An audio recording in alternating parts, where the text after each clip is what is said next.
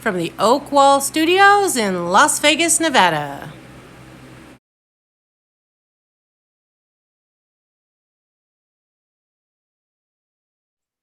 Hello, this is Jesse Oakley III, and welcome to the Oak Zone, where we provide positive words of wisdom for you, the happy people. Now, from Monday through Fridays, I will give plethora of positivity through my show, The Oak Zone. But today is Sunday morning, and it's time for the Sunday Morning Chat Series, where I get to interview plethora of positive people that are making a big difference within their communities. Whether they're speakers, writers, yoga instructors, Bitcoin experts, organ donors, as well as many people making a big difference within their community, you will hear from them here on the Oak Zone Sunday Morning Chat Series. And today, we have ourselves a darn good show. Embracing greatness. What do you think of when you hear those words of embracing greatness? Do you think of just simply embracing the awesomeness that is out there in the situation or the awesomeness in you? When you have a chance to embrace greatness, it is a very good and wonderful feeling. And knowing this, we have a person here that is an expert on embracing greatness. Please help me welcome none other than Miss Sophia Falke. Sophia, how's it going? Hey, it's going great. It's so good to see you again. All right, it's great to see you too. And I tell you what, without any further delay, let's chat. Okay. All right, now, could you explain to the happy people out there what is embracing greatness? Well, embracing greatness is an invitation to look within yourself and see how amazing you truly are and to embrace that. So, I could have gone two ways when I named my company. I chose Embracing Greatness International because at the moment when I came across that, I thought this is something that it's this wonderful invitation to people. But I also tell people how amazing they are. So I could have said, embrace your amazing.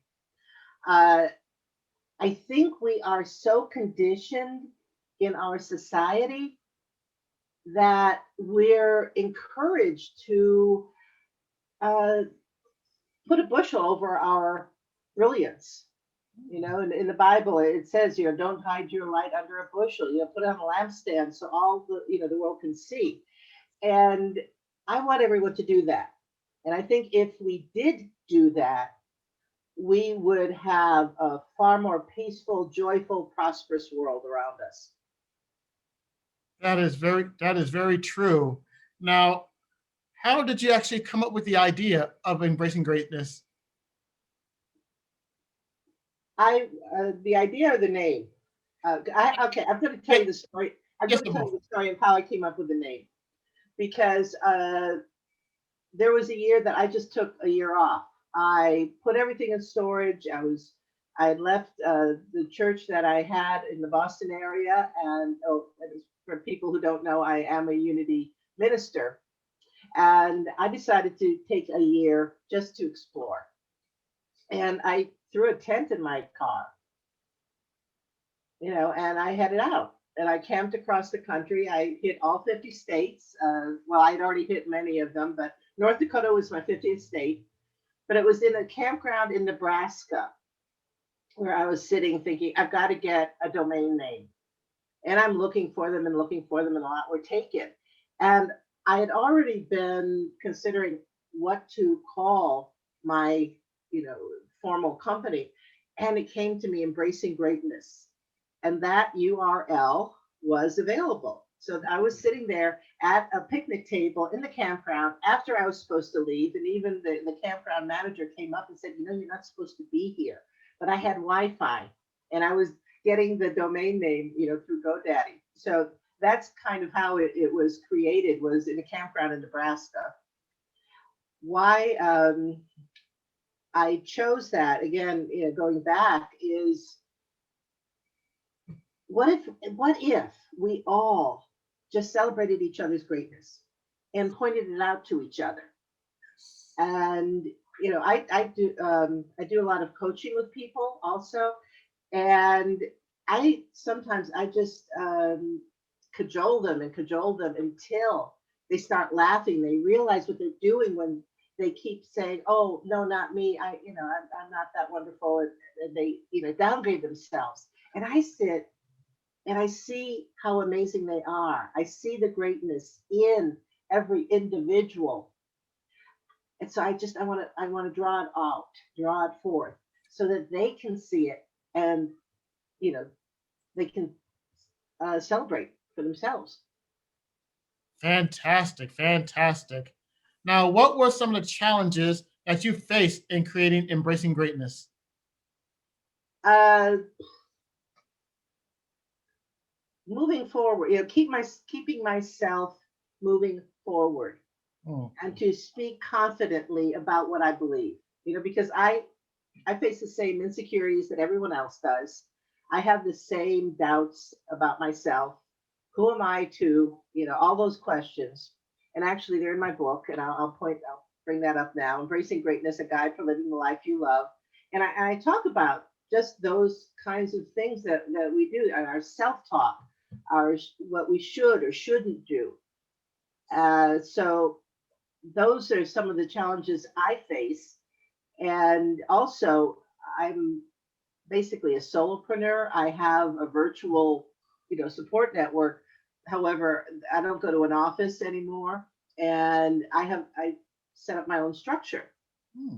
And when I came here, I remember one of the first things I did. I joined Toastmasters in Las Vegas, and that's where I met the great Jesse Oakley. And I met so many wonderful people. So that helped with those challenges of feeling isolated, perhaps, or um, you know, do people believe in me? And going into that kind of a structure was powerful, and that's what supports me to keep moving forward.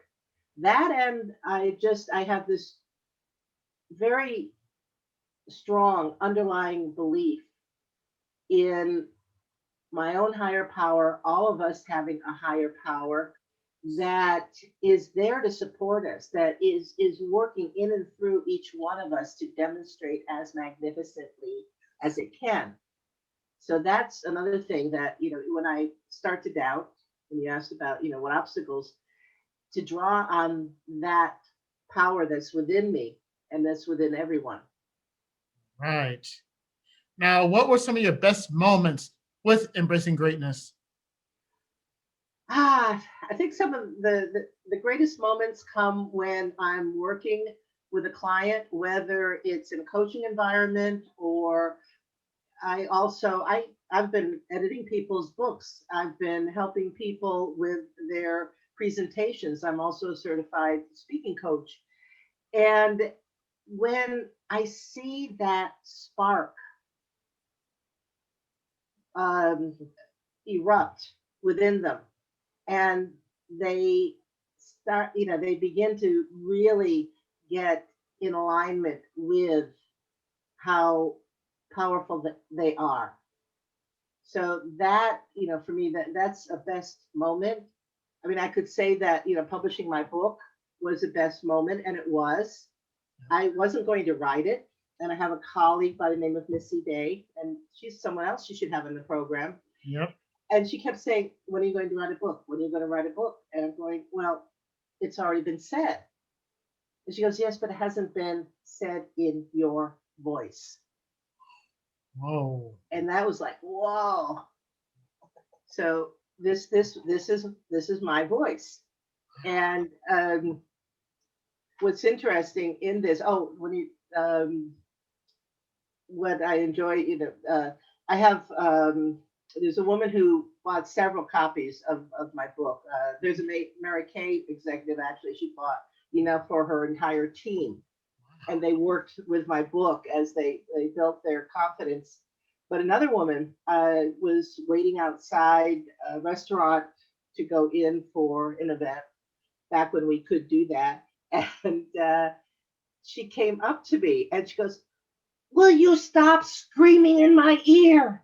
And I'm thinking, these people are going to think I'm going to be attacked. And she said, this book kept shouting to her, speaking to her, whenever she would start to go off her path. She even took it with her when her husband was ill in the hospital. And she posted a photo on Facebook. It gave her solace, which actually that surprised me because that wasn't why I thought I wrote the book.